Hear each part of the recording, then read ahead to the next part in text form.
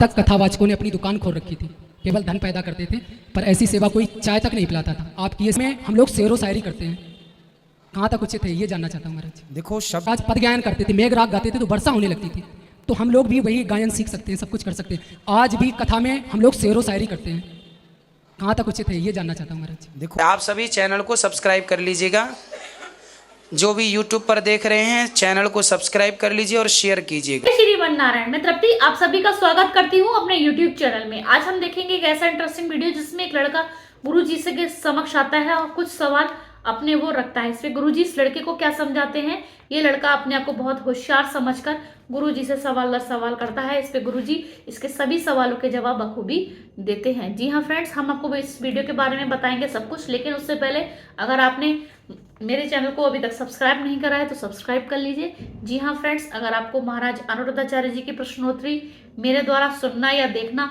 अच्छा लगता है तो अभी इस वीडियो को एक लाइक भी कर दीजिएगा। चलिए बिना देरी करे शुरू करेंगे आज का ये वीडियो। गुरु जी के चरणों में कोटि कोटि प्रणाम। जी प्रभु जी, आपकी सेवा देख करके इतना मन प्रसन्न होता है कि कुछ कह नहीं सकते हैं।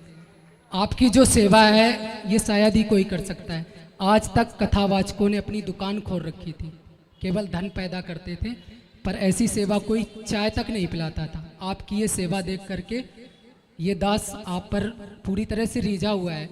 बस एक ही प्रार्थना है प्रभु जी, एक मैं कर सकता हूँ यदि आपकी आज्ञा हो। बोलिए।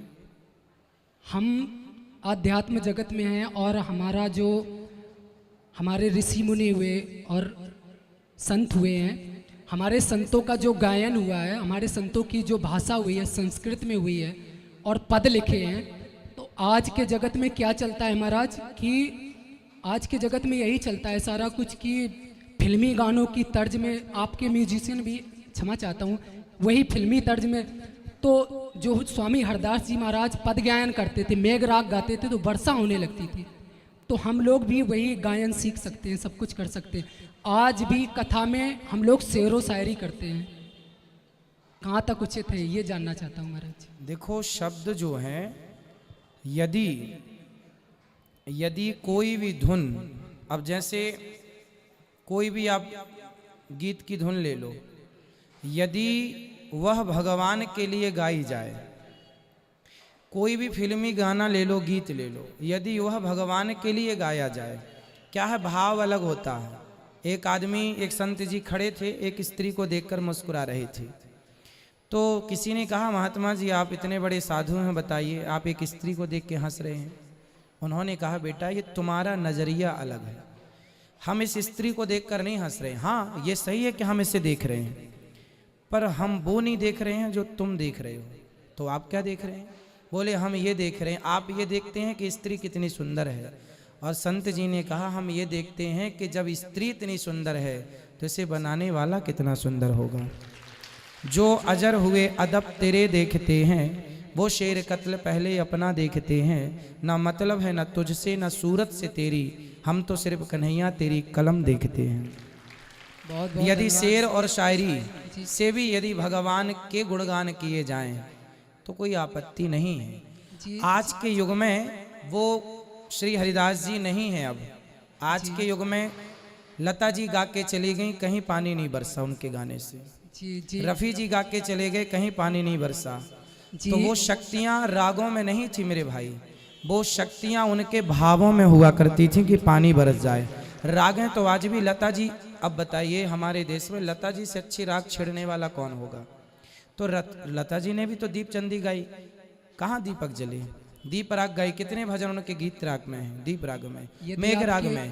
परंतु देखो ऐसा है कि लता जी रफ़ी जी गा के चले गए, मन्ना डी जी गा के चले गए, पर कहीं पानी नहीं बरसा, कहीं दिया नहीं जला। बात ये नहीं है कि रागों से दीपक जलते थे, समझने में गलती है। रागों से दीपक नहीं, उस राग को जब श्री हरिदास जी जैसे महापुरुष प्रेम में डूब कर गाते थे तो दीपक जलते थे, है ना। तो वो भाव प्रधान बातें हैं, आप क्या गा रहे हैं। हाँ, यदि आप किस भाव से उस चीज को कहाँ ले जाना चाह रहे हैं। हाँ, अधिक उल्टा सीधा कोई गीत गाए, उल्टा सीधा कोई नाच गाना करे, वो सब गलत है। परंतु जो उचित है, हम कथा में अधिकांश आपने सुना होगा, देखा होगा, अधिकांश वही भजन गाते हैं जिस भजन का कोई सार होता है। जी बिना सार के हम भजन भी नहीं गाते, है ना। जिस भजन में कोई अर्थ हो वो भजन गाते हैं, व्यर्थ के भजन भी नहीं गाते। प्रभु जी, हाँ। एक छोटा सा प्रश्न कर बोलो। सकते हैं? हाँ, हम सब चाहते हैं कि हिंदू राष्ट्र हो हमारा भारत देश, क्योंकि एक भी हिंदू राष्ट्र नहीं है। तो जो मुगल थे उन्होंने हमको लूटा, बहुत अधिक लूटा। चित्तौड़गढ़ में जो रानियां जौहर कर गई, उनका सोना तक खिलजी ने लूट लिया। जली हुई रानियों का सोना लूट के, वैसे तो उनका सौंदर्य चाहते थे, खिलजी चाहता था, दुष्ट था ना, तो चाहता था, उनका शरीर चाहता था। जब वो जल कर के मर गई तो उनका जो जला हुआ सोना था वो भी लूट कर ले गया। वो कितना था, 72 मन, वो भी सोना ले गया। यदि हम सारे लोग हिंदू राष्ट्र चाहते हैं तो हमें उस भाषा को भी मिटा देना चाहिए ना, बिल्कुल मिटा देना चाहिए, क्योंकि नहीं आनी चाहिए। हमारे संस्कृत भाषा और हिंदी भाषा इतनी प्रिय है, इतनी अच्छी है, इतनी शुद्ध है और इतनी मधुरता है उसमें, तो हम वो उस भाषा को क्यों सम्मिलित करें? तुर्की भाषा को, उर्दू भाषा को क्यों सम्मिलित करें? क्यों उसके भजन बनाए? क्यों उसका ही बस इतना सा? नहीं, तुर्की में भजन कहाँ बनते हैं? बिल्कुल बनते हैं महाराज जी, बहुत उर्दू भाषा में भजन है, भजन उर्दू शब्द भी आते हैं, हम लोग ध्यान नहीं होंगे, देते। पर हम तो नहीं गाते उर्दू के आप भजन। तो नहीं गाते हैं, पर बहुत सारे कथावाचक शेरो शायरी करते हैं, उर्दू के भजन गाते हैं। तो मैं कह रहा हूँ इसमें हमारे इसका धर्म का प्रचार थोड़ी नहीं होगा, वो तो मुगलों का प्रचार होगा। क्योंकि बेटा गुरुजी- समझो, आपकी भावना अच्छी है जी आपकी भावना अच्छी है, परंतु समझो भाषा उर्दू जो है, पहले ये देखो कि उर्दू का जन्म कहाँ से हुआ।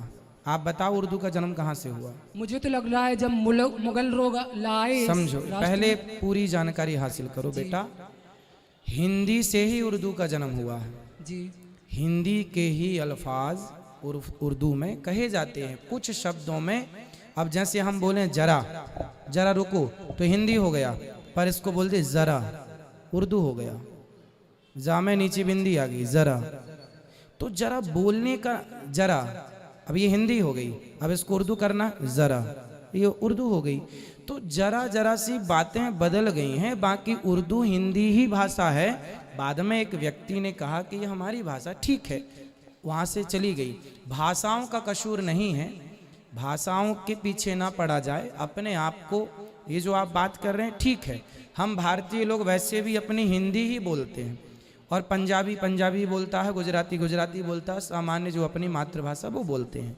हाँ, चाणक्य ने एक बात कही थी, चाणक्य ने कही थी कि जब आपको समय मिल जाए तो अन्य भाषाओं का अध्ययन जरूर किया करिए। जी अन्य भाषाओं का देखो, यदि आपको 4 भाषाओं का ज्ञान है, यदि आपको 10 भाषाओं का ज्ञान है, तो ये आपके लिए अच्छा है या बुरा है? अच्छा ही है।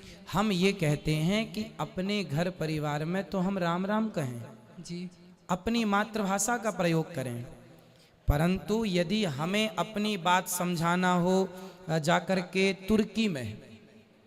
तुर्की में भागवत सुनानी हो, यदि अनिरुद्धाचार्य को, और वहाँ कोई हिंदी और संस्कृत ना समझ रहा हो और अपने संस्कारों को वहाँ भेजना हो, तब तो हमें उनकी भाषा सीख के उन्हें अपनी बात समझानी पड़ेगी कि नहीं? भाई तुम जिस भाषा में समझो हम समझाएंगे, भाव हमारे रहेंगे, विचार हमारे रहेंगे, भाषा तुम्हारी रहेगी। तो चाणक्य का कहना है कि समय मिले तो बहुत सारी भाषाओं का ज्ञान सीख लो। भाषाओं का ज्ञान होना ये अच्छी बात है, ना कि बुरी। हाँ, हम ये कहेंगे कि सामान्य बोलचाल में अपनी मातृभाषा का प्रयोग करो, परंतु आपको ज्ञान है। स्वामी विवेकानंद जी शिकागो गए, उन्होंने जो लेक्चर दिया, अपना प्रवचन दिया, वो हिंदी में नहीं दिया, इंग्लिश में दिया था। इंग्लिश में दिया था पर भावना हिंदी की थी, भाइयों एवं बहनों से शुरू किया था, लेडी एंड जेंटलमैन से शुरू नहीं किया था। तो इंग्लिश में भी उन्होंने अपने हिंदी की भावना को रखा। यदि वो हिंदी में बोलते तो कोई ना समझता। समझो, समझ रहे हैं आप? इसलिए भाषा सब अच्छी है, कोई भाषा बुरी नहीं है।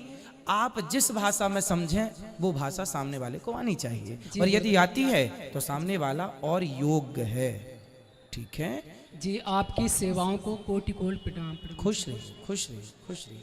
तो दोस्तों, कैसी लगी आपको आज की वीडियो? देखा आपने गुरुजी ने इस लड़के को कितने अच्छे से सारी बातों के हल बताए हैं। आपकी क्या समझ में आया है या आपको इस वीडियो से क्या शिक्षा मिलती है, ये आप मुझे जरूर कमेंट सेक्शन में बता सकते हैं। जी हाँ फ्रेंड्स, अगर आपके कमेंट्स आते हैं तो हमें ये लगता है कि हाँ, आप वीडियो में इंटरेस्ट ले रहे हैं या आपकी कोई क्वेरी हो वो भी आप क्लियर कर सकते हैं। समय रहते हैं मैं आपके सभी कमेंट्स के लगभग जवाब दे पाती हूँ।